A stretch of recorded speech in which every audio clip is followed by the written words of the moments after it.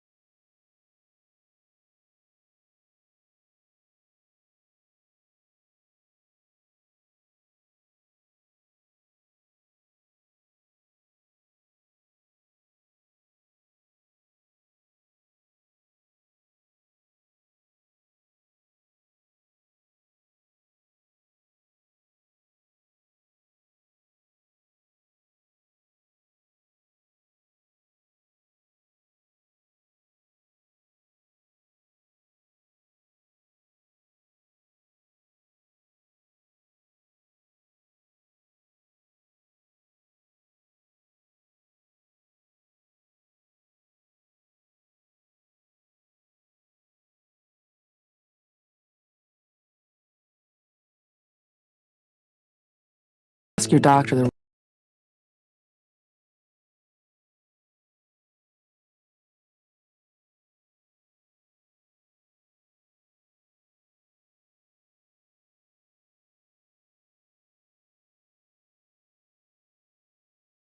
management, staff, or advertisers. Welcome to the John Villarreal Show. Now, here's John. Hey everybody, what's going on? It's me, John D. Villarreal. What's up? Unbelievable here on Newstalk 1040am, all over the greater Tampa Bay area, live on LinkedIn, YouTube, and Facebook. It is Monday, the first Monday in December, 2023. Wow, it is so crazy. Everything's super crazy right now, but holiday season. I hope everyone's having a great holiday. I hope everyone had a great Thanksgiving. It's actually nice and warm. We kind of had a little mini winter situation last week where it got a little bit cold.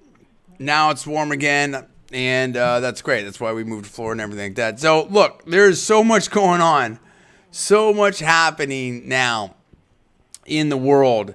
And a lot of this is really all about this election and what's happening there. And there's no less than, I want to say Kurt Schlichter, hopefully I pronounced that right or close enough, of Town Hall is finally coming around to the reality that Donald Trump might win. Oh, wow. Who's been saying that? Who's been saying that? So weird. He was slamming Governor Haley and Governor DeSantis, and particularly Governor Haley and RNC Chair Ronna McDaniel, and like, look, people are starting to clue into what's happening now and what's going on, and there's a lot that's going on, and I do think that this is now a situation where, I mean, we're weeks away. I mean, we're going to have a fourth debate with Megyn Kelly, or some people like to say me again, Kelly. And look, I have mixed feelings on Megyn Kelly. I think, I was not super happy with her last interview with President Trump. I certainly wasn't happy with the, infamous debate performance back in 2016. I think she's okay. I think she does some good work. I think that, I like that she's in doing the stuff with the online media and doing that. I always thought that, and then no less than, I can't remember who it was. It was Politico or someone wrote this thing like, to me, it all felt like a long audition. This is my opinion, and she's a public figure, etc. It's my personal opinion. But, to get back on the air, and I think that was on broadcast or some kind of network, and I think that was somewhat echoed. I mean, by some other people. There's nothing wrong with that. I don't have a problem with that. Different than Tucker Carlson, who says, enough of this. I've done, and I think he was actually, that was very interesting. He was on Roseanne's podcast, and I think they both were like, "Hey, we're not doing corporations anymore," and they're both doing their online thing, and definitely are happy with that. Now Megan has built up a pretty good audience. She's doing her Sirius XM show. I mean, she's way more rich and famous than I am, probably ever will be, and that's fine. But I think that that does not mark. Sorry about that. That does not necessarily translate into quality of show or certainly quality of analysis. Okay, we've been ahead of the game for quite some time here. I just don't. I don't know why we need a fourth debate. And here's where I'm going. I mean, again, this isn't about Megyn Kelly or anything like that. And she can do some good stuff, but I just I just feel like, to me, I don't know. I think it's okay. It's kind of, it almost, maybe this is actually a nap. It almost reminds me of Sean Hannity. And for those in the business or those, politics or media, that should make a lot of sense to you, right? Okay, you can have some good guests, you can have a good show, but anyway, I'll leave it there. I'm not here to be a punk or anything like that. At some point, I think I'll have, and I think it's better this way. Let's see the debate, and then we'll have more extensive comments. But sometimes Megan puts out a good show, and I'm like, okay, that's cool. And then sometimes it's like, okay, I've seen this, or whatever it is. So, all right, I'll leave it there for now, and maybe Paul will have some comments on that, and hopefully the audience already understands where I'm going with that. It still feels a little too corporate media to me. It feels a little bit too. I want to be a star and stuff like that. Like, dude, I don't need to be a star. I need America to be the star. I need you in Newstalk 1040 to be the star. I need, I want to see this country be as great as it ever has been. Again, not to borrow a phrase from the former president, maybe future president, making America great again. There's something to that. There's something to that branding, and that's the thing.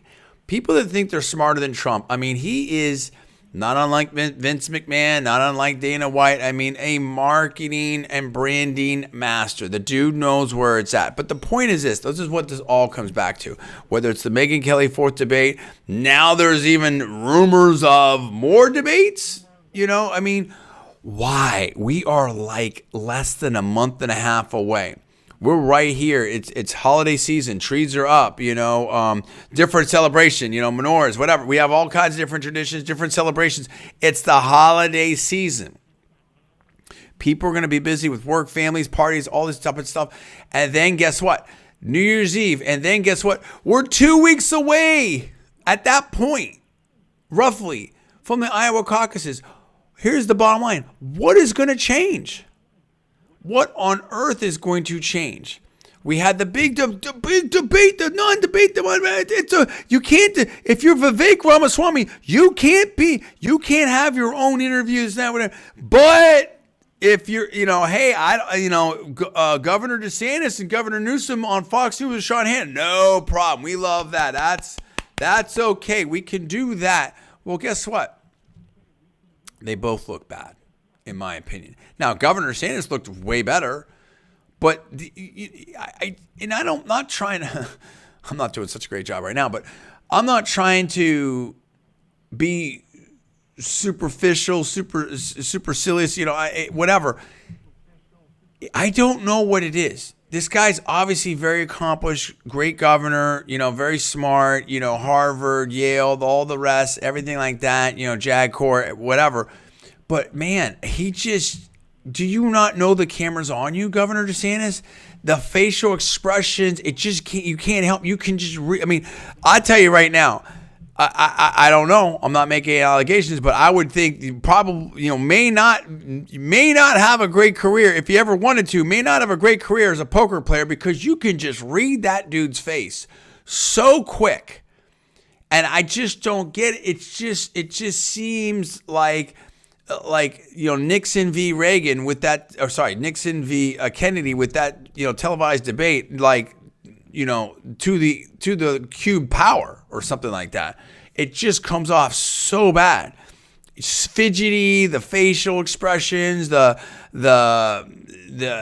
showing the displeasure, what it seems like. It's just very odd. On the other hand, anybody who thought on the Democratic side, and now listen, Governor DeSantis came, red state versus blue state. He had the facts. He has a record, great record, everything like that. Anyone who thought that Gavin Newsom was going to save the day, and I actually have a 650, I have a cell phone that I got from, way back in the day when I was out in Palo Alto, right? Okay. So I get sometimes these things that are California focused, right? Still. So here I got on my cell phone, and let me see if I can pull it up. I don't know. Let me see if I can pull this up. This is very interesting. The day of the debate. I have to find this, so I might have to have Paul step in here for a second. But this is very interesting. And I've got something from some California research thing. And let me see. It should. Oh, here we go. Thursday. This comes across on my phone. All right. I'm not going to read the whole thing. At 12:15 p.m. This comes across. It's got a picture. Here of Joe Biden and Gavin Newsom. We got a little picture here. Should I show this here? Can I show it? I probably don't want to show my phone here to the camera, but trust me, there's a picture. And it's Biden facing the camera. It's Gavin Newsom, hand on it, hand on it. And it's like, Gavin Newsom here. I'll just show Gavin Newsom here. I know your inbox and phone are flooded, but give me a chance to explain why this request is so important. President Biden, he needs us big time. Tonight I'll debate Ron DeSantis on Fox News. Oh, okay, so we got to act like we're all for President Biden, and even on. And I'm not saying he's not. I'm just telling you. And then on the actual debate, he was all like, "Oh, one thing is true. Neither one of us are going to be the nominee." Then why are you on the air? What is this charade? I don't want to say that. Let me revise and extend that. What do we do? Why is there a debate? What are we doing? Why are we doing this in the primary? I don't understand this. If you want to do this later during the general campaign, hey, red state versus blue state, why are we doing it now during the Republican debate? Before the last Republican nomination debate that was somehow added. Like, I don't understand this. I'm bringing Paul. Like, is that the whole thing's bizarre?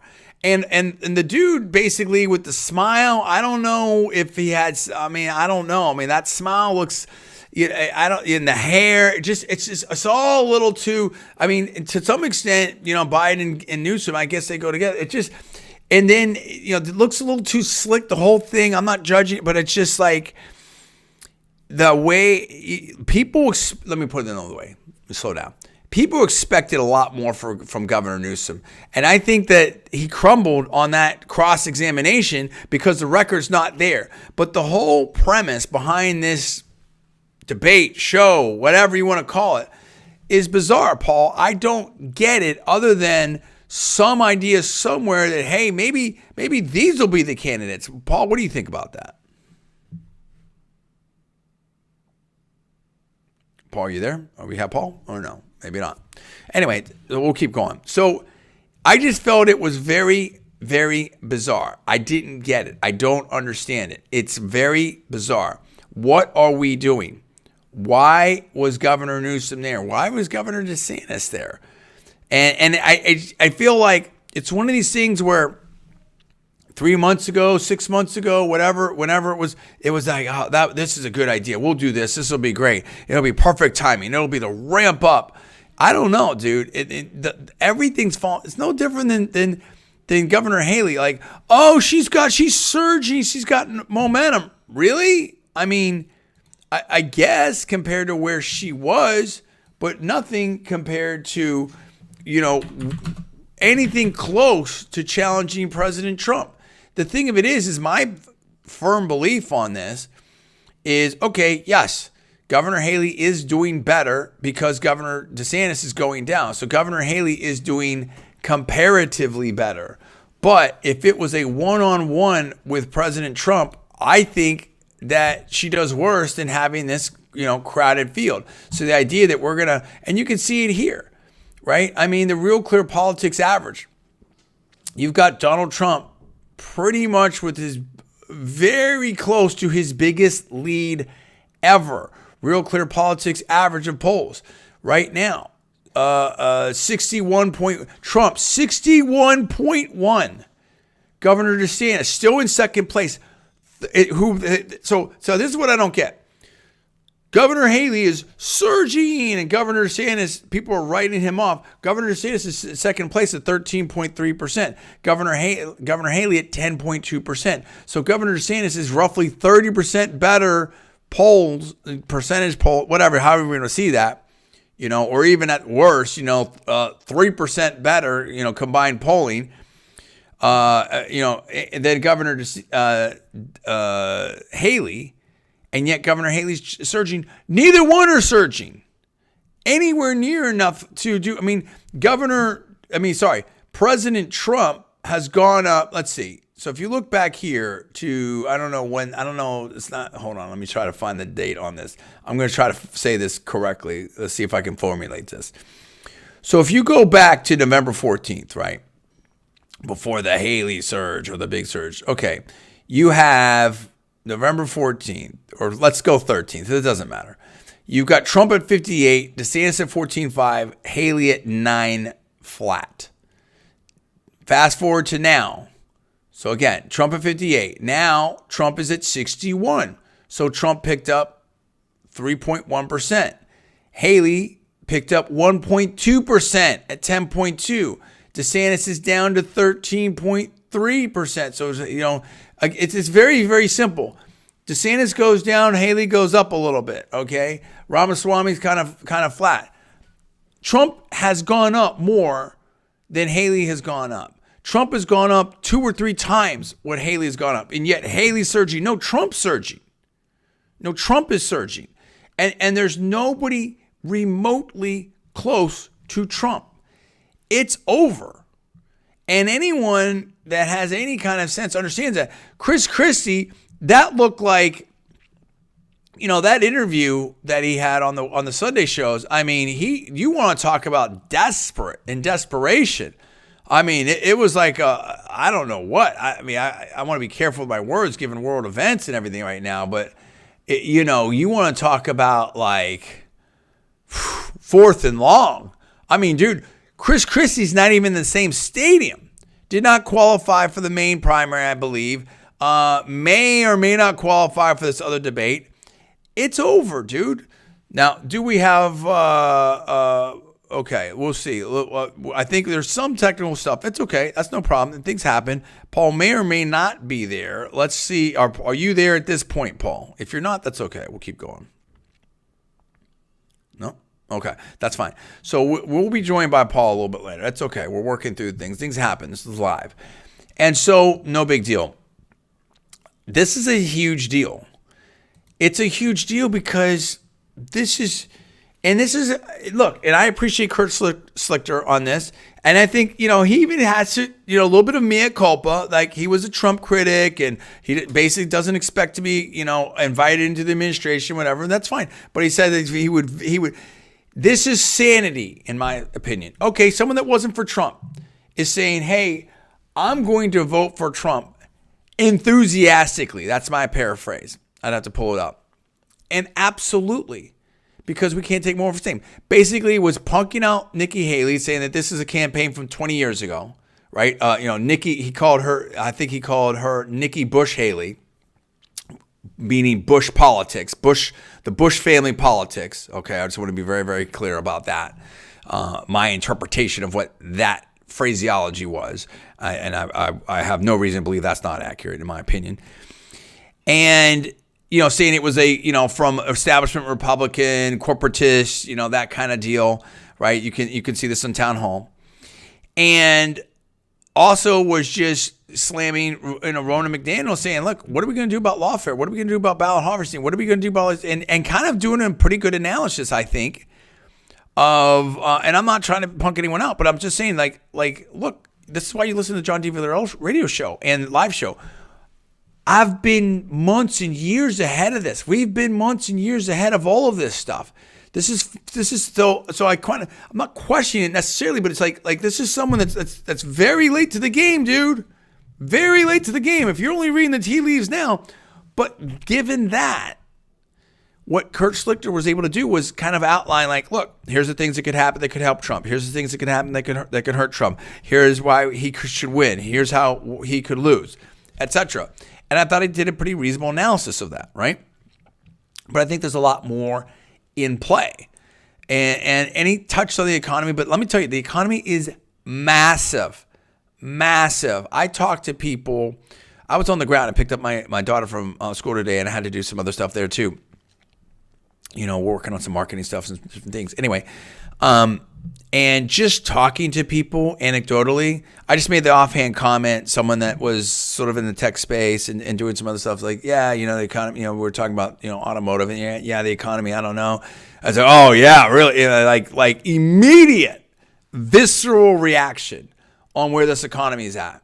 I was watching Bloomberg as I was walking by. Bloomberg, yeah, we don't know about the economy. Is the Fed going to lower rates because of the economy? And oh yeah, and I saw some comments that basically, I believe from one of the, not CalPERS, but one of the investment retirement things, vehicles or organizations from California was one of the heads of that, or one of the people involved in that was on Bloomberg, and was basically saying that, if I get this right, my opinion, that the consumer will spend for the holidays, and then it's going to be tough.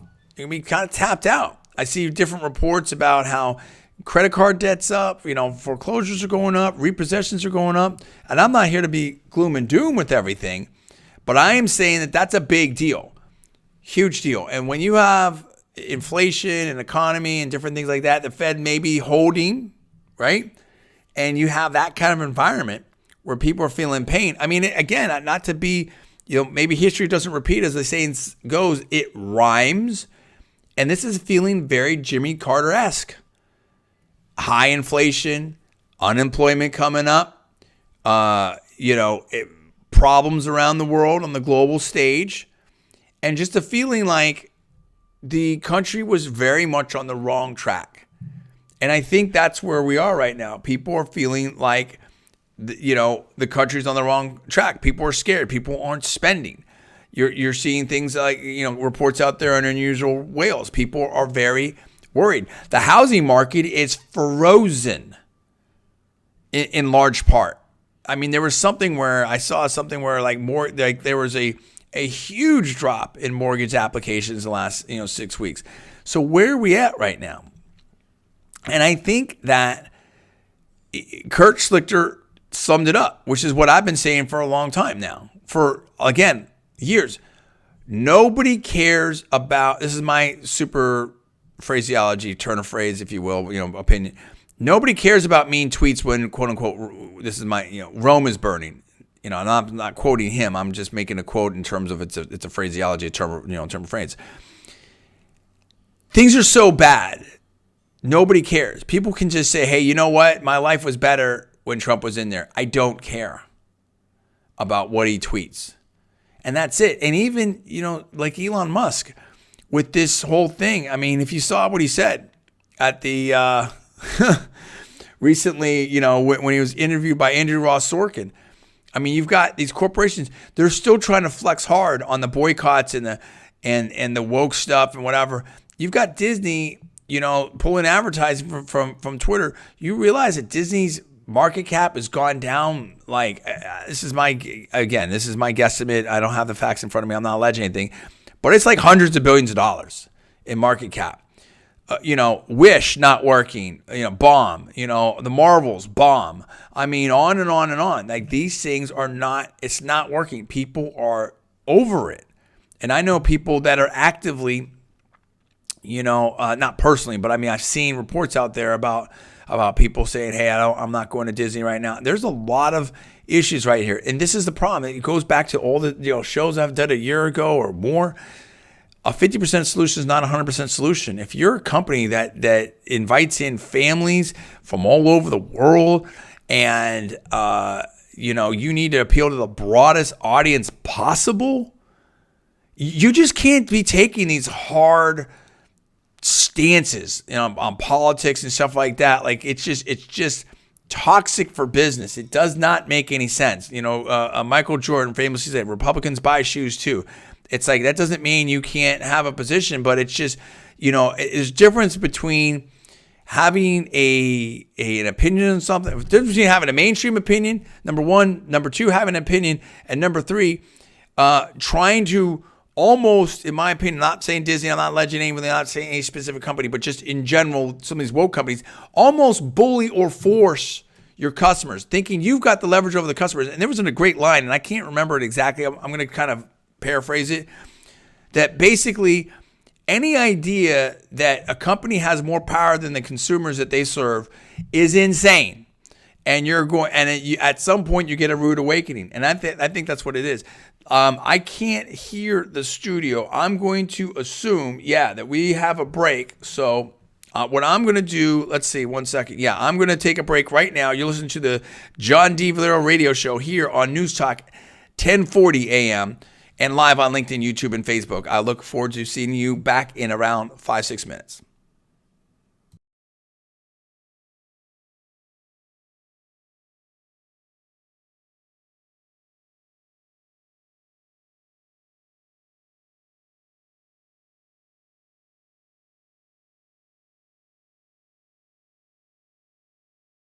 To spread to the southern part of the region. Customs and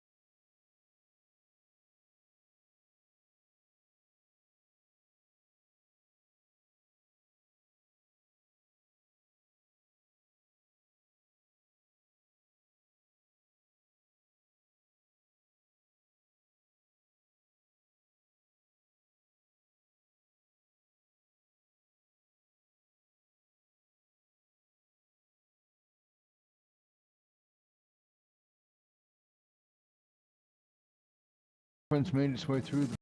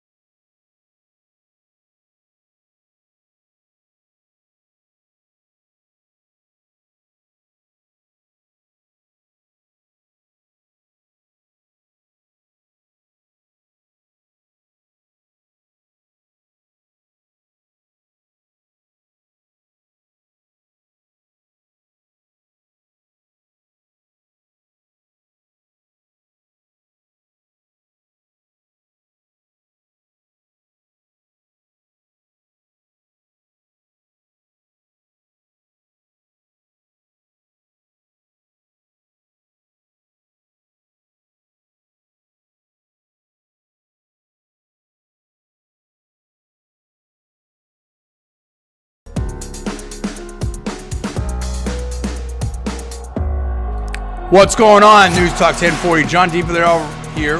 John D. Villarreal Radio Show. Hey, we're talking about so many different things.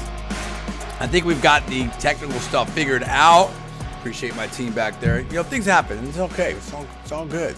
It's all good because I had a lot to say anyway. I always have a lot to say, but I want to bring in Paul Villarreal here because let me just set the table. We're talking about President Trump, how far ahead he is. We're talking about this debate again, debate, I guess, town hall, whatever it was. It wasn't really a town hall. It was the Sean Hannity debate between Governor Newsom and Governor DeSantis. We're also talking about, the reports of Nikki Haley surging, and, she's doing better. It's fine. Good on her, but nowhere close to Trump. I mean, Trump is the one surging. It's basically over. And Kurt Schlichter from Town Hall basically said as much, in my opinion, and we're like super close. I mean, we're into the holidays. We're not that many people are going to care. I mean, debate viewership has gone down and down and down and down each debate.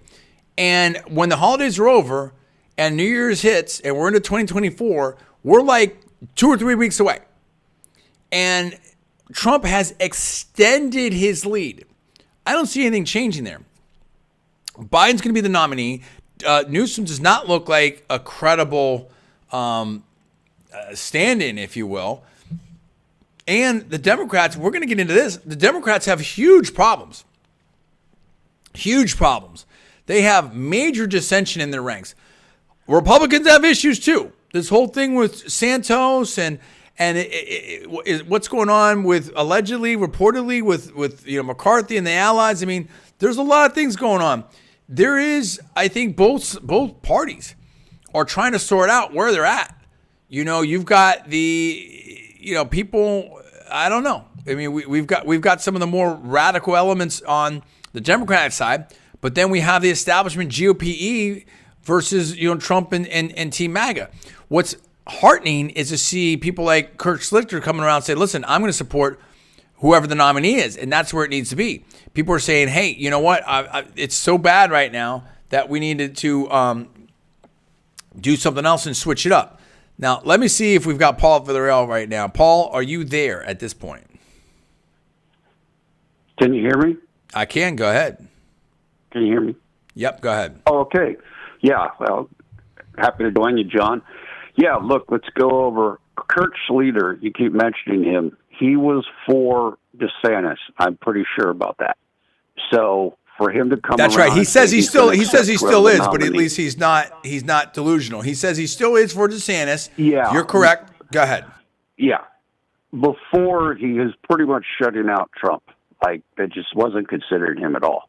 So that is heartening for him to be coming around to that.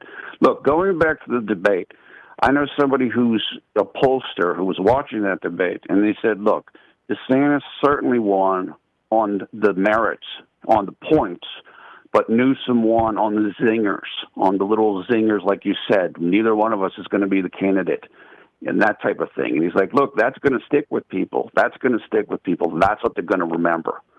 So, it was kind of a wash. And I think the reason why that debate was set up, particularly by Team DeSantis, was because they knew that Donald Trump wasn't going to do the debates. So Can I say something real quick? Let me just say something real quick. Sorry, I just want to put this up. What you just said right there, I think was really, really important. We got a little bit of an echo, so just watch that. Governor Newsom, in my opinion, is by far, it's not even close. Well, it's not super crazy, but certainly by far, in my opinion, the better politician, the more polished, slick, camera ready, everything politician versus Governor DeSantis. But Governor DeSantis has the record and has the facts on his side. And it's where we're at now with 2023. There's people that were delusional and thinking, oh, well, yeah, Governor Newsom, he's going to be great. He looks good. He's going to tear up Governor DeSantis, and Governor DeSantis not good on the narrative and the message, and it doesn't matter because the facts and the situation have gotten so crazy in America. And look at California. My goodness, San Francisco, California, L.A., California. Homelessness, crime, Oakland. It is so bad. I remember, that visual. There was a mall. I used to live in Walnut Creek, California, right? And around there, San Ramon, this and that. And I grew up in Contra Costa County for a long time. Went to school at Berkeley, law school at Berkeley, everything. And that is Walnut Creek, Contra Costa. That you're talking about a very nice, high-end outdoor mall, super, a very affluent area. And they had these just dozens of cars that kind of went over there to the Nordstrom and blocked it up and were robbing stuff and everything. And I remember the cops caught, one person. It was really a really crazy situation. It's gotten very bad there. And people are like, businesses are leaving. They're fleeing. The point I'm trying to say is optics and narrative and slick politicians, that doesn't work anymore. People know this is bad, and the reality has overtaken the tactics and the political skill, if you will, Paul. That's what I want to say. Go ahead. Yeah, look, I agree with you. One of the things I've told people over and over again, smart people with the GOP is, look, I know you guys think that Newsom looks great and he has a good-looking family and everything, but he doesn't play here in the Rust Belt because people don't go for the slickster people here. They just don't. And even if things were good, they don't like people like that here. And so, but when they're bad, as you said, they really aren't going for it. That's why somebody like Fetterman gets elected, walking around in the gym shorts and everything. People can relate to him. Right. Whereas they're not going for somebody like Newsom. So, okay, what do you make of Kurt Schlichter kind of coming around and saying this? And what do you make of all this? To me, people are. It's you'll have some comments on this. It's kind of like the whole Taylor Swift thing. We're just getting barraged, literally almost daily, from Fox News and other places. Oh, Taylor Swift and Travis Kelce. Taylor Swift and Travis Kelce. And it's like, dude. What planet is everybody on? Has anyone ever seen these? And I'm not alleging anything. I'm just saying, not this specifically, but you understand that these relationships are often thought up by the PR people in Hollywood to get both stars over. Okay, and is it kind of convenient that you've got one of the star players? I mean, Patrick Mahomes is already married. Okay. So you couldn't do that.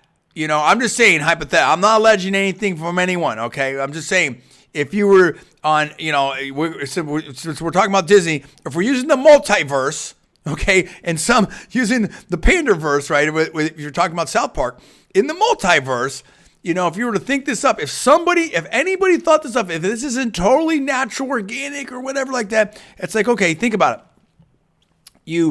You have... First of all, how'd they meet? Let's start with that. How did they meet? It's kind of, I don't know. Never that. On all the different articles, I never got that explained to me. That's number one. Maybe, I'm sure I missed it because I don't watch this stuff breathlessly. I mean, it's like Fox News is turned into People Magazine or something like that, or even the National Enquirer. I don't know. At least on this story, in my opinion, potentially. And again, not alleging anything. But so you think about it, it's like, okay, who's the biggest name on the Super Bowl championship team in the NFL, which is the number one, who the number one sport in America, who's playing right now, right? Couldn't be, we couldn't have Taylor Swift linked to a baseball player because they're not in season right now. It can't be a second stringer or a third stringer or a lineman or anything. I mean, well, I guess Travis Kelce, sorry, but I mean, you understand what I'm saying. This is. Besides Patrick Mahomes, probably the most visible player. It's kind of like a J.J. Watt of this team who just happens to be Super Bowl champions. So weird. Now, it could be absolutely organic and they were met through friends and whatever, and it happens. I mean, stars, date stars. And I remember when I was hanging out with professional athletes and stuff, and they'd meet, other, comedians and actresses and different things like that and whatever. I mean, that's, they run in similar circles. I get it. Obviously have money, they're flying a lot, whatever it is. They like concerts so that's fine. But I'm just saying, it just feels, some level of this feels a little inauthentic to me. And I'm not the only one, because there's a report out that when the Kansas City Chiefs went to the Green Bay Packers, and I mean, Taylor Swift, wasn't she on tour? Do we have a tour? I mean, she's at all these games, with the Kelseys, and she's in the box there, and very visible. Like, you can't watch this on TV. Like, I don't get, like, do you show, so we have a relationship. Are you, I mean, I don't see him around. See, this is what's weird to me. I don't see him around town that much. I mean, it's more like she's just coming in for the games, the televised games, okay? She's there for the televised. What happens during the week? Do we have any pictures of them at the house together? Are they walking down the street together? Is she at the practices, or is she just at the games? Like it's just, there's a lot, and so people are kind of, just color me a little cynical.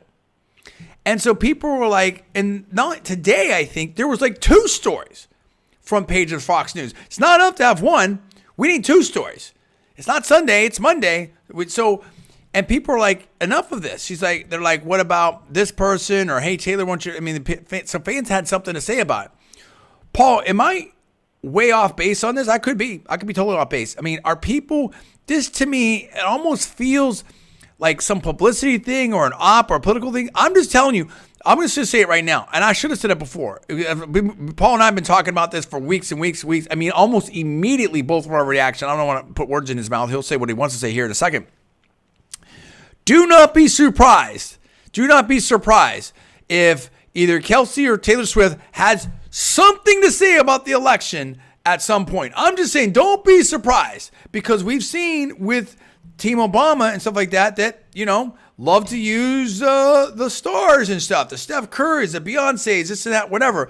And there was even a report about, Beyonce, her album, and Taylor Swift. I'm just telling you, don't be surprised, because the left loves to use the stars out there. And there's another report, Paul, you told me, so you can kind of quote it, but basically like, oh yeah, Taylor Swift is a Democrat now because she wants to be in movies. Now that's someone else is saying that. That's my paraphrase. I'm not alleging anything. Paul, what do you make of this thing? I mean, it's the same point. People are sick of the games and the optics and all this type of stuff.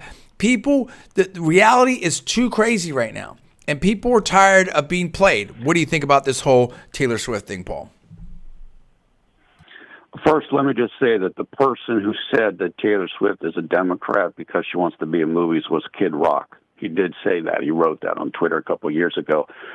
There are many people who feel that this is a setup, like it's a political thing. That's been expressed I don't know how many times on Twitter. You and I talked about it again when this first started coming out. Taylor did do a thing on her Instagram about voter registration, I think before this last election in 23. So that is a setup. What's really odd, too, is I don't know if she started her tour yet, but she's going to be on tour, and her tour ends like 3 days before the election. So she can be in all these different cities telling people to go vote and go register. So weird. It's like very coincidental. Yeah, and really, it's so really coincidental. So coincidental that Biden is having problems with the youth vote. I mean, this is what Exactly. people like, come on, Right. man. I mean, are people? And again, who knows? This could be totally organic stuff like that, but you just don't. You don't see a lot of the normal relationship stuff. You see her at the games. You see her when the cameras are there, but what's happening? I mean, who knows? I don't know. It could be totally, I am not opining on a relationship whatsoever. I don't know. I have no idea, nor do I care. What I'm saying is, it's not about the relationship. I could care less about the relationship. I am saying that historically, it has happened in the past where stars are put together in the press to boost both careers. And look at the Kim Kardashian playbook. Kim Kardashian was basically the daughter of Robert Kardashian, who was one of O.J. Simpson's lawyers, defense lawyers. Kim Kardashian made her career by being linked to other stars, other sports stars in particular. This playbook is out there. in terms of how to raise your profile. If this is some kind of whatever, Taylor Swift would absolutely not be the first, and I'm sure not be the last person to do publicity related or publicity stunts to boost their career in the media in Hollywood and in the entertainment field. This is standard operating type of stuff. Okay? It's no different than, people trying to put themselves in a story, something happens with a famous figure or whatever, and oh, hey, here's me and the famous figure. Here, you see it constantly on Twitter, LinkedIn, Facebook. These are just tested things out there. No different than, hey, I'm on YouTube. I've got a bigger channel on YouTube. It's like, okay, what's trending now? What challenges? Whatever it is. So these things happen. But the point of it is that it's up to us whether we. And again, I'm not saying this specifically. If someone's trying to manipulate you or propagandize you, it's up to you to be able to see through that. And I think more and more people are seeing through that. And that's the problem, Paul, where we are now in terms of some of the powers that be, is that people are hip to this, and you have the internet, and people can see through a lot of this stuff. And don't you agree with that? Yeah, I do. Look, one of the tenets of the more recent left, more recent left is kind of the concept of cultural hegemony, like kind of a unified culture. And that unified culture tells you what you should think and what you should do. That would be we see a lot of that right now.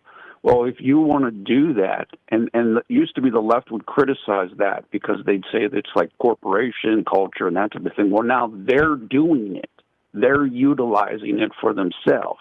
And so you get somebody who's very famous like Taylor Swift, and you put out your message through her, which is what you said the other guys used to do in the past. So, yeah, I think that's definitely being done. Is Taylor Swift doing it? I don't know. We don't know that. But we don't know that. We're not alleging that. And we don't know the facts of her relationship, but we're not alleging that. We're just commenting on a public figure and something that continues to be pounded to us through the press. And again, they may have, here's the thing too. It could be completely organic, completely regular type of situation. But the press knows that Taylor Swift is a Democrat and has said things about, voter registration, whatever. And now it's like breathless coverage. We're going to promote her. We're going to make her the star. We're going to, in wrestling, they call it the push. She's getting a super push right now, Paul. She's getting a major push. And I'll give you an example. USA Today, which is, a fairly well-read paper, they had just recently, within the last month, assigned a Taylor Swift reporter and a Beyonce reporter, just dedicated to them. That's it. I mean, so it's there's a big, big push going on right now. That's super crazy. It's no different than Greta Thunberg or, insert person here. You know what I mean? Like it's just here is who we're going to put out there and give them a major push because, the corporate media or the left media wants to sort of get a message out. We don't have a lot of time right now. We have a little bit of time. Give me this is fine because I don't want to spend tons of time on it anyway. What happened with this whole Representative Santos thing and everything? That was sort of interesting. For those that don't know anything, bring us up to speed on that. Okay, here's the short version. So basically, there was an ethics investigation into George Santos, who's a representative from New York. He's also in legal jeopardy right now for, I think, fraud or this type of thing. And so the ethics investigation was done in the House of Representatives, kind of a parallel investigation. It had some findings that were fairly damning. And so after that report was completed, Speaker Mike Johnson said, okay, we're going to vote on whether we're going to expel him or not. And enough Republicans voted with Democrats who voted basically unanimously to expel him, and he got expelled. And the vote that you needed, I think it's 290. It's a 2/3 of a 435. It's 290 votes. I don't know, maybe like 100 Republicans voted for it. So he's gone. He's out, and there's going to have to be a special election to replace him. Now, what's really interesting about this, because I know there's not so many people who are super tied to George Santos, just like very like emotionally attached to him. He himself is now going like scorched earth and trying to say this person did this and this person did that, and I'm going to do a report on this person. He's going like he's going to go talk to different people and spill everything he knows and so forth. So he's doing that. But the underneath of all this is there might be going on a kind of a little back and forth between Matt Gaetz of Florida and Kevin McCarthy, of course, the former speaker, and Matt Gaetz is the one that initiated the motion to vacate McCarthy's speakership. Matt Gaetz currently has an ethics investigation in the House himself. It might even be done. I'm not sure, but it's an ongoing investigation. It's out there. And so there are people who feel like, look, they're going to try to do the same thing to Gaetz that they just did to Santos based on this ethics thing. And so there are people who believe that they had to take down Santos so that they can try to take down Gaetz. And we're going to find out if that's true or not. I don't know. I mean, I'm not, privy to any of this, but that's definitely, there's a sentiment about that. So that's kind of like the whole thing that's going on with this. There's a lot of like subtext and like, stuff like that. Interesting. I mean, we're still having the back and forth between the GOP and, let's say, MAGA Republicans, if you will, or I don't know how you want to characterize it. Steve Bannon had some comments. I can't remember exactly. I know they're relevant. I have to look them up, but he had some things he had to say recently. It may have been somewhat related to some of this stuff. Where do you think we are with that? I mean, I just don't I think that Kurt Schlichter kind of gives me some hope, but I don't think the GOP has the memo yet.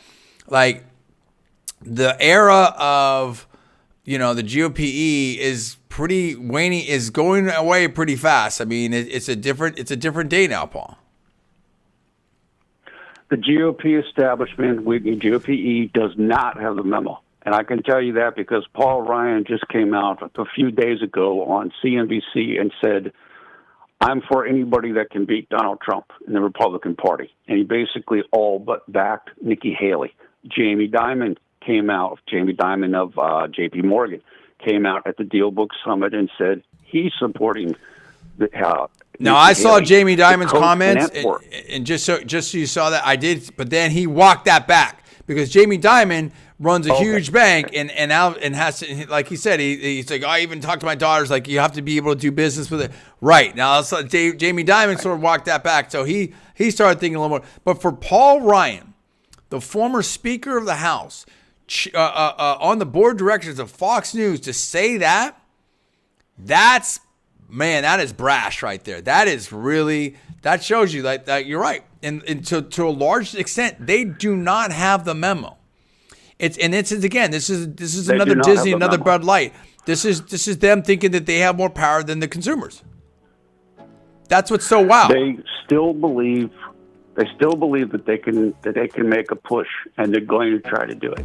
All right, listen, we got to take a break right now. We're going to talk about all this and more. So much more. We got to talk about Elon. We're going to talk about his comments. We're going to talk about the economy. So much more in your comments on the other end of this. You want to join the program? Next hour, 727-587-1040. Get on the line right now. You listen to the John D. Villarreal radio show here on Newstalk 1040 and live on LinkedIn, YouTube, and Facebook. Be back in 6 minutes.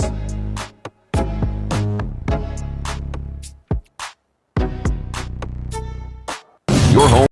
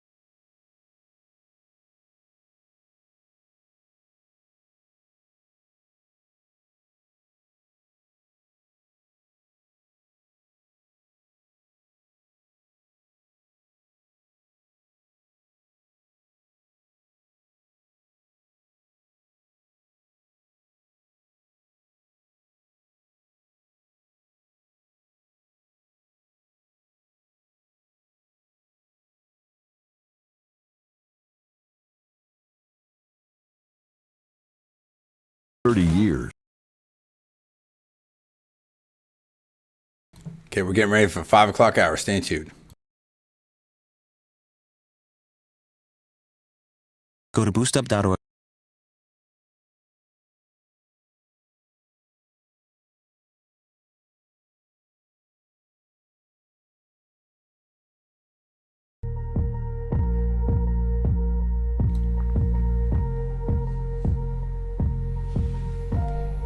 Hey, what's up, everyone? John D. Villarreal here. John D. Villarreal Radio Show on Newstalk 1040 AM and live on LinkedIn, YouTube, and Facebook. Here in the greater Tampa Bay area, 506 right now. It's beautiful weather. We got the warmth back here. We got the sunny Florida action. This is it. This is why it's the season. People come down here. It was in the, I think, 80s. Just really, really nice here. 1st December, Monday in December of 2023. Joined by Paul at Villarreal, talking about all kinds of different things, talking about election 2024, talking about DeSantis, Biden, Newsom, Trump, Nikki Haley, all the rest. A lot of other stuff going on, though. In this hour, we're going to talk about the economy. We have to talk about the economy because there's so much going on. We talked about Taylor Swift. We talked about all that. But I also want to talk about world events to some extent because now we're hearing things about Ukraine again. There's just a lot happening. There's reports that maybe some elements in Yemen are firing potentially some missiles on or something on our ships and our fleet. There's a lot, President Xi, there's a lot of stuff going on out there. It's a crazy, crazy world. And I think that first we need to talk about economics. We're going to talk about the politics and we're going to talk about, well, you know what? Let's finish this conversation. Let's finish the politics to some extent. We'll come back to it a little bit. But I just want to know right now, as we bring in Paul at Villarreal, I mean, Kurt Schlichter is starting to get the memo. A lot of the GOP, we ended the last hour by saying that they didn't get the memo. President Trump looks so strong right now. Yes, there's going to be an election, but you remember, we're still almost 11 months away. A little over 11 months away from this election, and I just don't think the Biden record's going to hold up. I mean, as Schlichter said, I mean, you look at Ukraine, Afghanistan, Israel, all happened under President Biden's watch. How's that working out? I mean, I think you look at Secretary Blinken. Look at the level of gravitas. You had a great line, and I want you to be able to deliver it if you want to. This is a scary situation. Where are we right now with what's your prediction? What do you think is going to happen? I'm not saying, Trump's going to win for sure. No, because there's a lot of things. There's ballot harvesting, there's early voting, there's the media, there's, the law, there's all kinds of stuff going on. But I think to a large extent, that's not going to work the way it worked before. And I think that this is rapidly slipping away from the Democrats. You've got to report now. You had a live event out of Michigan, where constituents in the Democratic Party or people that have voted Democratic before say, we're not doing it now. We're not doing it here in Michigan, and we're not doing it in Georgia, and we're not doing it in Arizona. In the swing states, they have a serious problem now. In fact, they're going to campaign against President Biden because of some of the stuff going on in the world stage right now. Paul, what do you think? Where do you think we stand right now in regards to election 2024? Can you hear me okay? Yes, we can. Go ahead. Hello? Okay. Sorry, I was having trouble with my phone during the break there, just so you know that. I think that it's definitely the overriding issue, the economy. Newsmax had a really good segment where they went to the Bronx, of all places, in the deep blue Bronx. And they went and talked to people and said, what do you think? How do you think things are going right now? And they're like, things are bad. Yeah. I don't have money. I don't do whatever. I just I'm not doing well. And they said, who are you going to vote for? And I'm definitely voting for Trump. And the correspondent was like, well, why? Because things were better under him. I had more money under him. Just the economy was better for everybody, not just me, but for everybody I know. So that is an overriding issue. And I saw a report today that Democrats are frustrated that the message isn't getting out that the economy is great. Well, that's because normal people don't think it's great. I don't think it's great. I don't think you think it's great. No. So I'm not sure who who thinks it's actually great, but the people in the Bronx don't think it's great. I can tell you that. Well, I see. I'm in a business right now that is very retail facing, and when you're talking about automotive, okay, you're talking about the second largest, and I'm in touch with lots of realtors, right, as well. You're talking about this with real estate, the first, and with automotive, the second. Usually, the number one, number two biggest purchases that people will make in their lifetimes, and there is tremendous pain right there. I mean, you can just see it.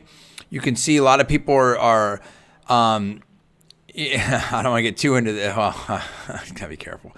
I put up a post, and thankfully, I've been at a place, and I have a skill level, whatever. I've been able to do extremely well the last 3 months, and I'm on a roll, and I think if I have any kind of reasonable opportunity, in other words, if I have any reasonable amount of leads or interaction with customers, I'm usually gonna crush it. But I've been someone that has done amazingly well with different brands, different states, whatever. I am not a normal person, okay, in that regards, in my opinion. I've been a superstar in that business at my level. But I could just see like where people were during COVID, they were pounding their, they were singing their praises and everyone seemed like they were a superstar. Everyone's it's on LinkedIn, and we're live on LinkedIn right now. It's quiet, dude. And when I posted that, some people were texting me there, oh yeah, good job. But I felt like there's some haters out there, maybe, possibly. I'm not gonna get into it. But and then one of the things I told Paul is I said, listen, either there may be. I have haters. We all have haters. I'm a semi-public figure. I'm a public figure. Low level, right? So I can take it. It's fine. But I said, you know what, Paul? Is people probably not. A lot of. Let me put it this way, not specific to me or anyone else. A lot of people are not making their numbers. A lot of people are not making their numbers, and I can't get into anything, whatever, but. I'm just telling you, a lot of people are not making their numbers. And why? Because people are tapped out. Look at the reports. Repos up. The average, and depends on what you look at, as I've seen it, but the average car payment right now, car note right now, is like $700 to $1,000. That's huge. That's huge. There was one time in my life where I was paying over $1,000 a month on a car, well over $1,000. I was paying close to $2,000 a month. But I was making, or had made, I had a ton of money, and I had a ton of money in the bank, and that was years ago when it was worth even more money. I had serious money, and that was a stupid decision. If I had to do it all over, a great car, awesome car. But if I had to do it all over again, I wouldn't do that. But now that's like routine. People are doing that. People have to do that. They don't have to do that, but people need transportation, and it's a tough scene. So yeah, no, people are feeling this, and that's what I'm saying. The rules are out the window. There's a huge realignment. People don't care.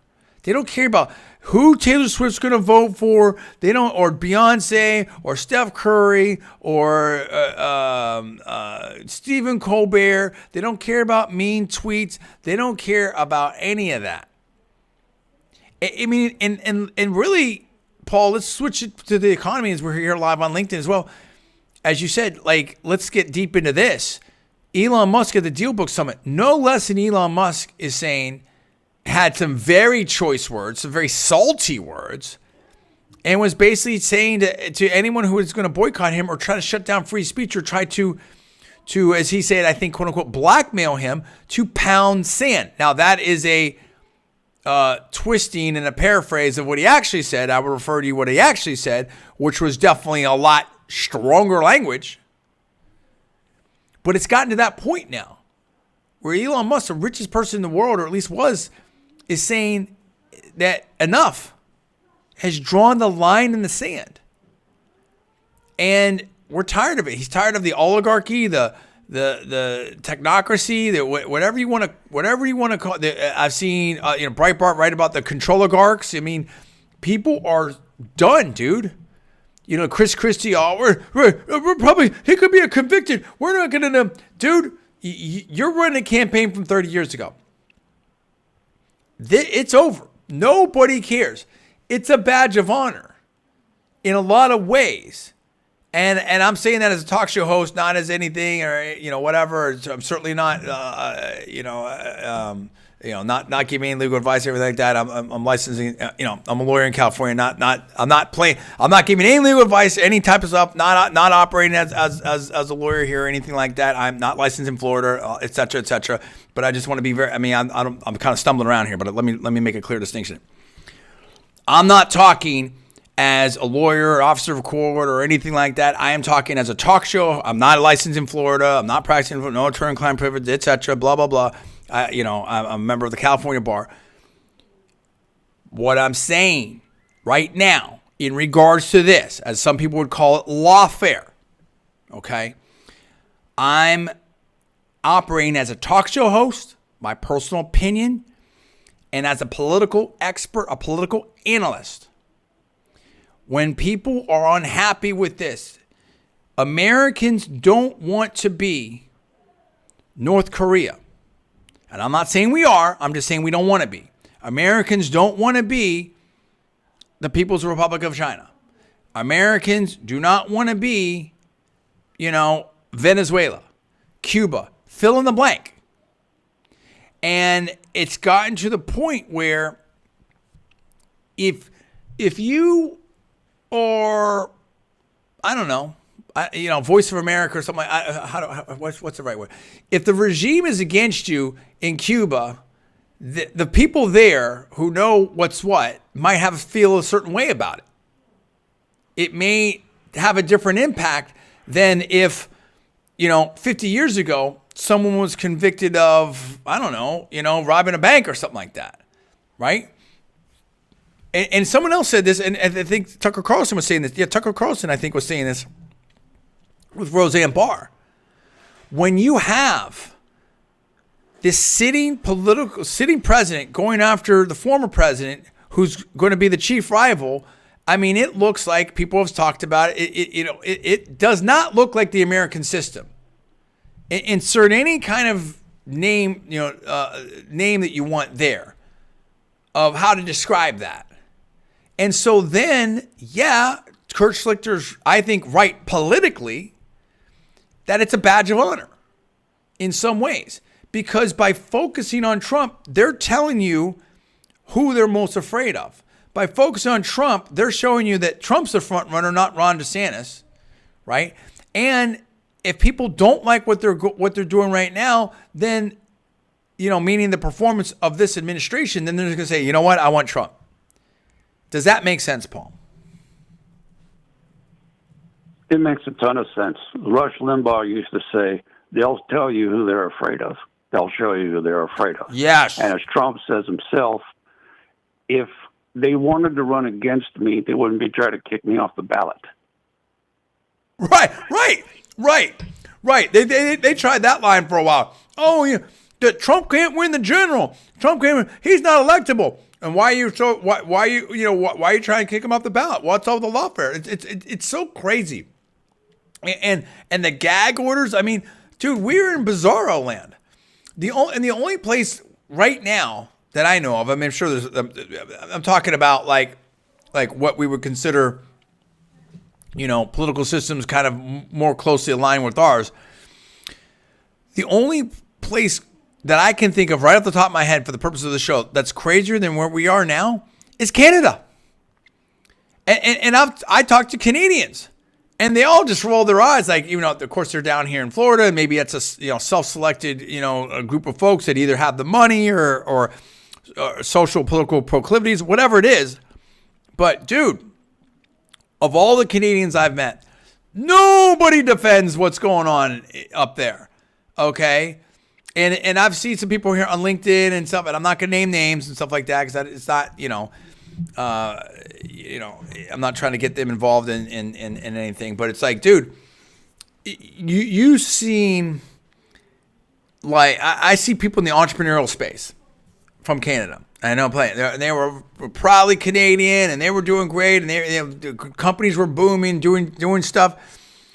I know. I mean, there's some of them that had to get their money from the U.S. Now the U.S. was, U.S. investors up, bigger markets, stuff like that. But listen, Canada's no slouch, and it's like, excuse me. That is like. That place is, I don't know what's going on with that. And no less than, I think Chrystia Freeland was just scorched by this reporter. I can't remember who the reporter was from. Was it CTV? Oh, I can't remember. Just wouldn't let her dodge. And, thank you so much for your question. Important question. And then just didn't want, sort of kind of dodge and didn't. It's like, dude, scorched her, dude. Like, people have had enough. Let's talk about the economy right now. Let's get into this here as we wind down this segment. Unusual Whales, Kobisi letter, right? And like 25% of America's quote unquote super rich, defined as those who make at least $175,000 a year. Excuse me, regular rich, consider themselves very poor or poor. And I mean, depending on the year or run rate, or I mean, if you take, what I'm doing anyway, I don't want to get too specific into my stuff, but look, depending if I keep going a whole year and stuff like that, I might fit into that category. I've fit in that category before, years ago, whatever. And yeah, I never felt. I mean, yeah, there were times when I was in the Silicon Valley where I was killing it. You know what I mean? And sure, then that was when I was spending almost $2,000 a month on a car. Okay, but I mean, if I were to make that now, so let's break that down. $175,000 a year. That's just under $15,000 a month. And I can tell you that, well over that last month, and I've done that last, I've been consistently doing that for a few months now. So that's a number and that's not even like including like outside business and stuff like that. So that's a number that's not, and I'm not trying to flex at all. Believe me, there's years I've done, months I've done well, months I've done bad, years I've done, that's that game. That's that entrepreneurial game. That's what I'm into. So this is not a flex by any stretch. And again, as the thing says, that's regular rich, right? Okay. Well, guess what? I don't feel rich. I can tell you that. Trying to feed a family, trying to rent. I mean, rent. Are you kidding me? Mortgages, interest rates. I mean, you go orange juice. I'm drinking orange juice right now. You know how much a gallon this is, dude? Even if you go to Aldi, and try to buy a gallon of this, dude, you're right up against or over $6 a gallon. That same gallon 4 years ago at Aldi used to be $3.99. You used to be able to get a deal at Publix, right? I mean, we love Publix.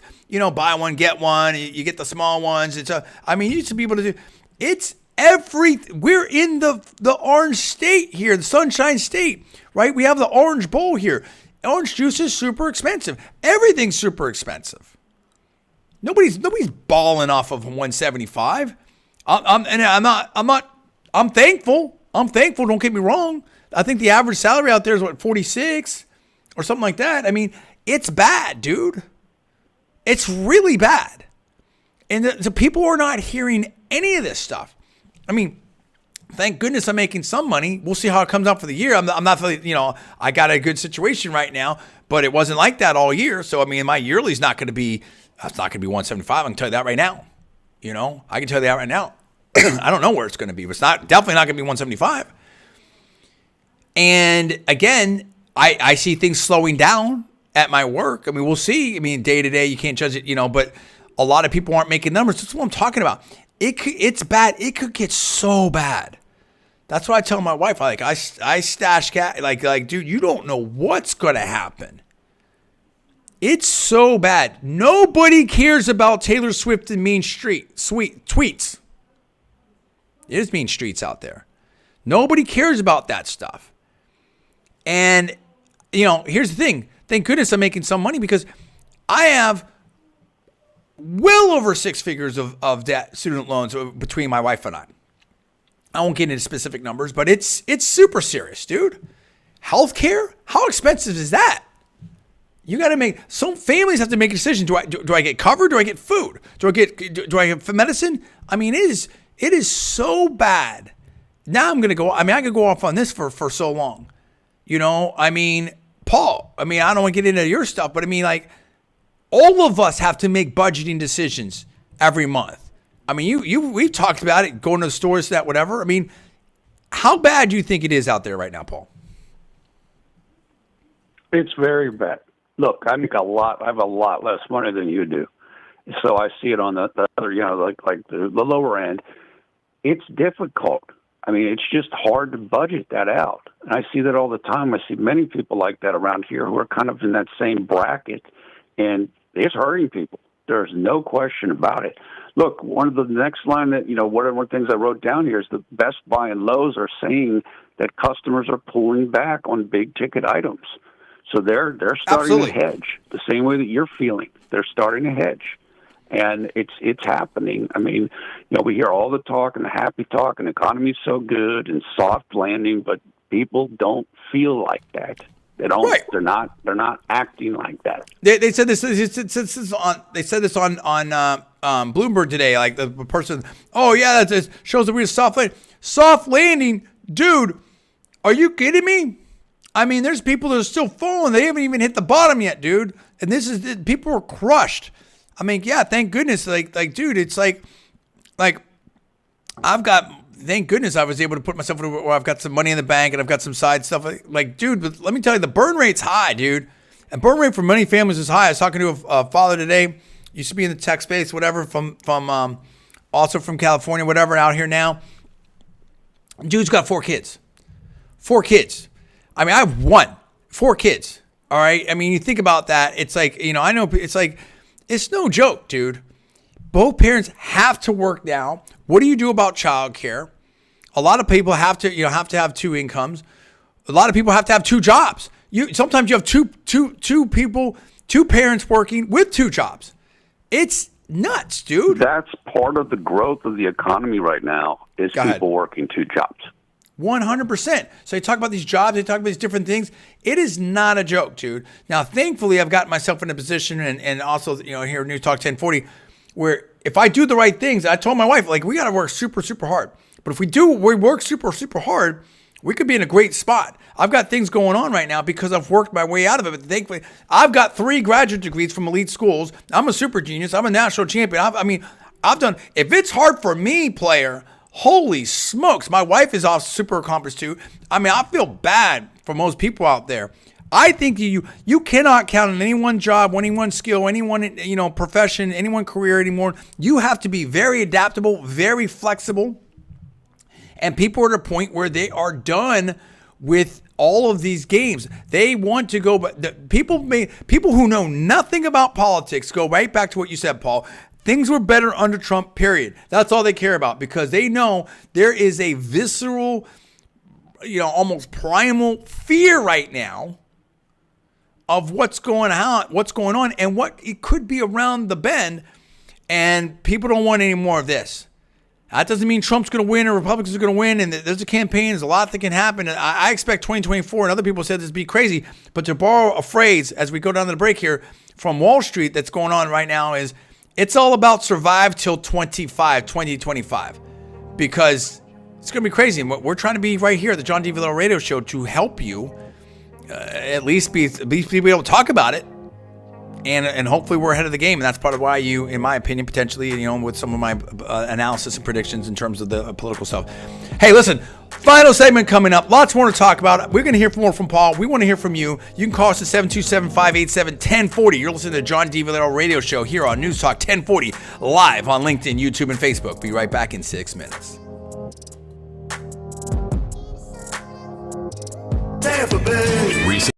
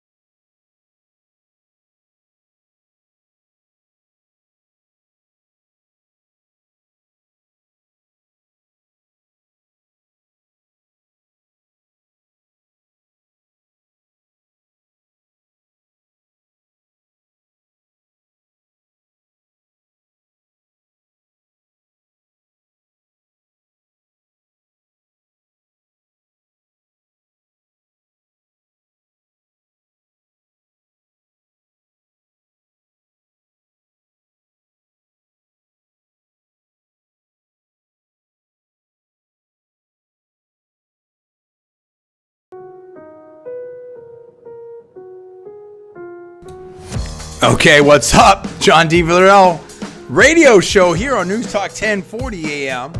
Final segment, first Monday in December. Last month of 2023. It's holiday season here on Newstalk 1040. You want to join the program. We're talking about economics. We're talking about politics. We're talking about Elon Musk. We're talking about a lot of stuff. You can call me right now at 727-587-1040. 727-587-1040. Live on LinkedIn, YouTube, and Facebook. We've been talking about the economy. And we're joined by Paul Villarreal. Look, there's a lot of stuff. There's a lot of stuff going on right now. I was talking with my wife. I've done some different things. I've taken some risks. If I wanted to go for first of all, I said this before, I've said it a bunch of times. A lot of people picking up on this theme now. I think Tucker Carlson and others about, just having integrity, telling the truth, no matter the consequences, being a sellout. I mean, if I wanted to be a sellout, I could have been a sellout. And I think I would have been rich. I really do. Can't prove it. Who knows? There's percentages, there's probabilities. There's no 100%. There's no guarantees in life. But yeah, thankfully, I'm in a position where I'm making some money, and thankfully, I think that my wife and I are lined up to be able to make some big money. But like everybody else, it could all go like that. It could all evaporate. Things are scary. Things are tough. It's not a joke, but for anybody. I'm not sitting pretty. I don't have millions in the bank. I've done a lot of right things to put myself in a position to have earning power. But it's a scary deal. It's a super scary deal for a lot of people. And if I'm struggling, I know a lot of other people are struggling. But let's talk about a few things here. Housing market at a standstill. People are worried. Now we're into what they call an executive, a middle manager type of recession with generative AI. That's already taken a lot of those kind of executive jobs, right? I mean, there's a lot of things that are under threat now. Spotify laying off 25% of their employees. Tech has laid off hundreds of thousands of people.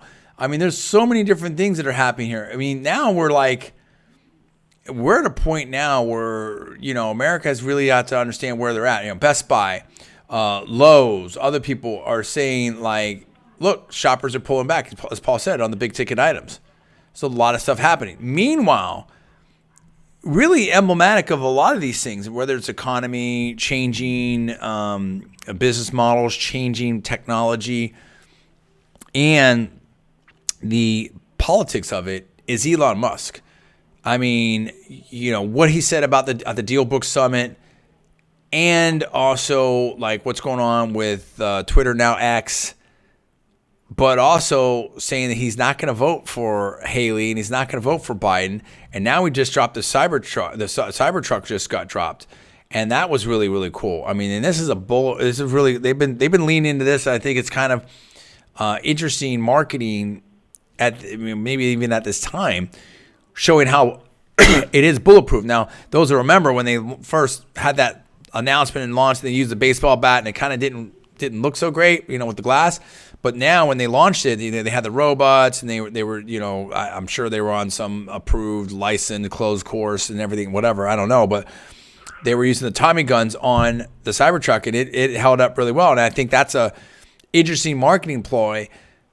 Paul, tell me where we're at with Elon Musk now. I mean, it seems like the woke world is against him. The powers that be are against him. He's pushing back and saying basically, I don't care. And yet we're seeing Tesla just crushing and doing better than ever. And to some degree, this Cybertruck launch was a big launch. How successful was that launch? And what are the ramifications of Elon's comments at the Deal Book Summit?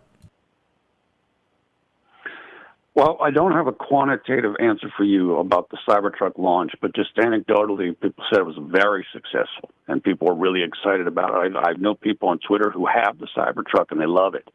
So it certainly seems to be going well.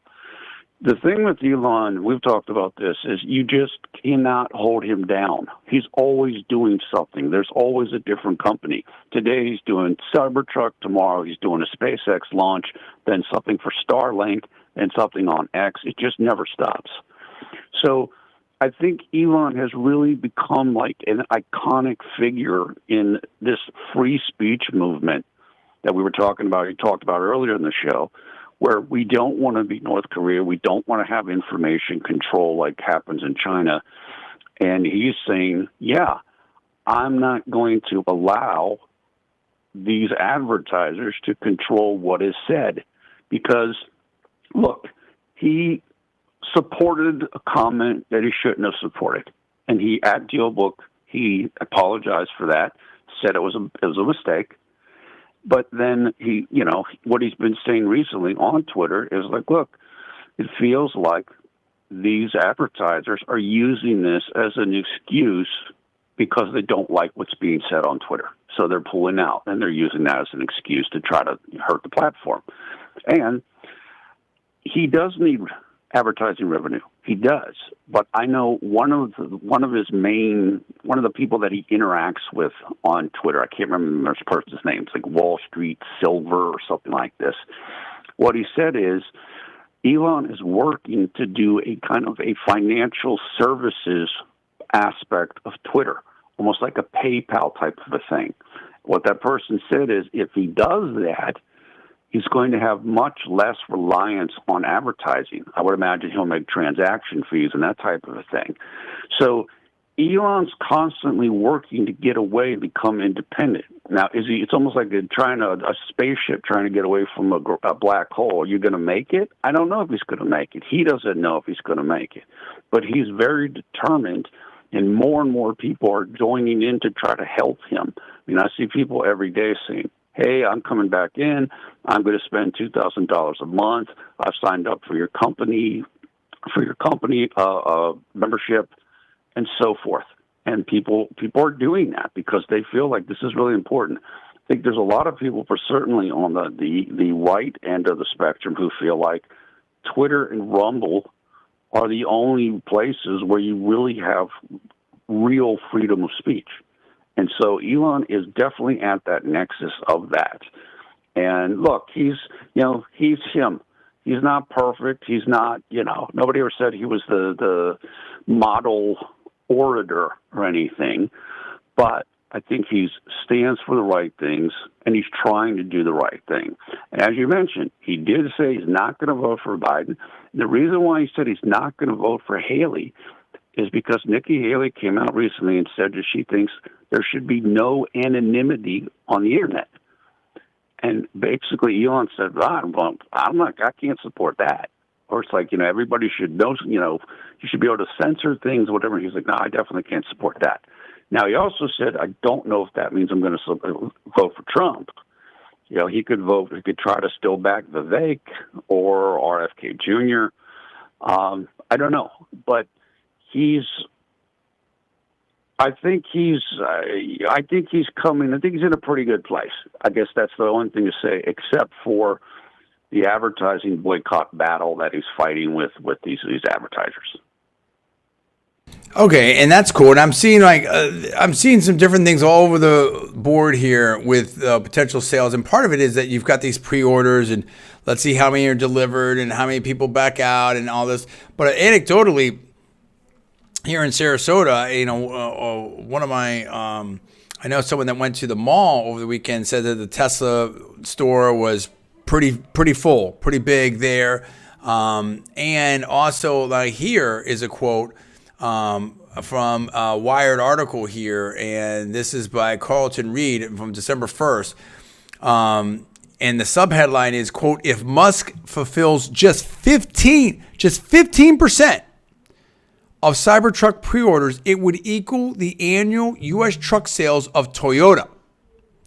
I mean, that is huge. This is a potential just massive win. And in fact, there's another quote here on Tesla quote, on Tesla's March 1st Investor Day, Musk said demand for the Cybertruck was, quote, so far off the hook, you can't even see the hook, unquote. I mean, look, dude, this is big, dude. This is big. Now, the Cybertruck it looks like it's going to be designed for North America. That's where it's going to be selling at first. And, some people criticize some things. Oh, it's, Reuters, it's 50% more than it was supposed to cost and blah, blah, blah. But you know what? Honestly, it's pretty much in line with pricing for other trucks. I think it's like 61 grand, but the average truck sells for like 59 grand, and the top of the line is less expensive than some of the top of lines from like, the GM Sierra, or the GMC Sierra or the Chevy Silverado. So look, I really, feel like this could be a great product. It is so different. It's just, with a lot of these trucks, it's, payload and short bed, long bed. I remember when I first broke into the automotive business, I was at a Buick GMC place, right? So we sold, a fair amount of trucks, and, short bed, long bed, gas, diesel, V8, all this type of, towing capacity. You don't think about like something that looks like it came from a cyberpunk game and being bulletproof. I mean, it's a totally different deal here and what they're going after. And, electric truck, although you're seeing more and more electric vehicles now. What's your non-data driven, whatever, what's your just gut reaction to this vehicle, and how do you think it's going to be? Like, I tend to agree with you. People have written the obituary of Tesla, many times over, and have written off Elon many times over, and he just keeps coming back, Paul. He does. Look, you're in the car business. You know how dominant Tesla is in the car space. So I think the Cybertruck, as you said, it's so different. It's just unique. As we've talked about this off air, so many of the cars have the same chassis. It's just the same car in 10 different brands. This thing is totally different. It's radical. It's a different deal. Look, it's not for everybody, but it's hip. It's new. It's fresh. So I think it could be very successful. And I know there are people that are eager to get it. So I think, Elon's he's on the cutting edge. I mean, he's always doing new things. And one of the other things that's great about the products is that the tech is incredible in them. The tech is amazing. It's far beyond what the tech that you can get in any other vehicle. Yeah, that's what I hear. I hear the tech in the computer is just crazy in this thing. And like you said, it's very different. One of the videos there I was just checking out there, it looks like, they had it going, off-road and stuff, but then it's almost like a Mars type of environment. Obviously, it was here on the Earth and stuff, but it's such a different deal and different experience. There's some really expensive vehicles out there. I mean, I think for that 61, why not? I mean, it's just crazy. It's just different. And look, light trucks are the number one selling vehicle in the United States. So it's very, very cool. It's very, very interesting. So let's wind down this week right here. We got about 10 minutes here. Where do you think we are right now? I mean, the economy's doing stuff. Elon, well, let's say this. Let's start with this. You're on X, Twitter, formerly Twitter, a lot, Paul. You're gaining a lot of momentum there. At some point, we're going to make the reveal, or you'll make the reveal. A lot of people are following you. You're getting more momentum there. As I said, do you think you remarked to me like, look, I'm seeing a lot of ads on the platform. Like, do you think Elon's going to figure that out? What do you think is going to happen with X, formerly Twitter? I think that there's still a lot of advertisers on there. I see ads all the time. It's going to be a struggle. I think he's going to have to float some money for it for a while. I think some of the advertisers will come back. And, we've seen this before, other boycotts where they, kind of silently come back after a while, after the noise dies down. I think that he's going to work on this parallel process with working on the advertisers, but also working on that financial services model and whatever other things he wants to do with Twitter. And I think there's a good chance it's going to be okay. I mean, it's not going to be easy, but I see more people rallying to him every day. One of the things that's happening, too, is there are counter boycotts. You mentioned Disney, and their struggles. One of the things I see now is not only are people buying premium or blue checks on Twitter, they're canceling Disney Plus. So they're coming on here and they have like a receipt saying you have canceled Disney Plus, and they have a new blue check. So it's like, this is going both ways. It's almost like a mutual assured destruction type of a thing. So that's where I think we're at with Elon. I think overall he's in a good place. He knows that he doesn't know where this is going to end up, but I think that more people are coming to his side. And look, Twitter is going to be extremely important for the 2024 election, which I think is why he's getting so much hassle. Well, Bud Light's doing a total rebrand, right? And who do you think this hurts more at this point? Do you think Twitter's hurt more by this, X, or do you think Disney's hurt more by some of this? I think Twitter's hurt more because Twitter is more dependent on the ad revenue. They need the ad revenue. Disney, I don't know. I mean, like you said, their market cap is obviously significantly down. I think they have more ability to absorb damage than Twitter might. Like it takes a huge amount of money to run Twitter because of the server needs of it. So that's just my take. But look, I mean, Disney has suffered so much. As you said, everything they're putting out is failing. So it's I don't know. I don't know all of Disney's resources, but my guess is that they have a longer lifeline, so to speak, financially than X does. So let's get some data points in here, and here we go. End of the year market cap. This is, I think, according to the company's market cap or something. I don't know whether if it's just a Google search here. End of year market cap in 2020, Disney $328.02 billion market cap, and that was up from the previous year of 27.35%. Right now in 2023, they've come up a little bit. But 2023, so they were in 2020 $328 billion. In 2023. $169 billion. You're talking about cut almost in half in 3 years. That is devastating. That's huge. Absolutely devastating. That is big. Well, that's the other thing, too, is they're a publicly traded company. Yes. So they can work off of that, where, of course, X is not. X is Elon's thing. Now, he wants to bring in more investors, but I think he kind of wants to get to debt neutrality before he does that. And he's not at that point yet. And that's part of what he's dealing with here is there's a certain amount of debt. He overpaid for Twitter, and there was a certain amount of debt that he took on. So he's kind of trying to catch up on that and then bring in some investors. So if you look at this, this is by Y charts. If you look at this Disney right here, if you go to, and we're not giving anyone financial advice or any kind of other kind of advice, everything. We're just relaying some data here for the purposes of this talk show here. It looks like the high was around $366.52 billion on March 8th of 2021. Now, granted, of course, with pandemic, it was down pretty low. But now, again, so that's a huge slide till now.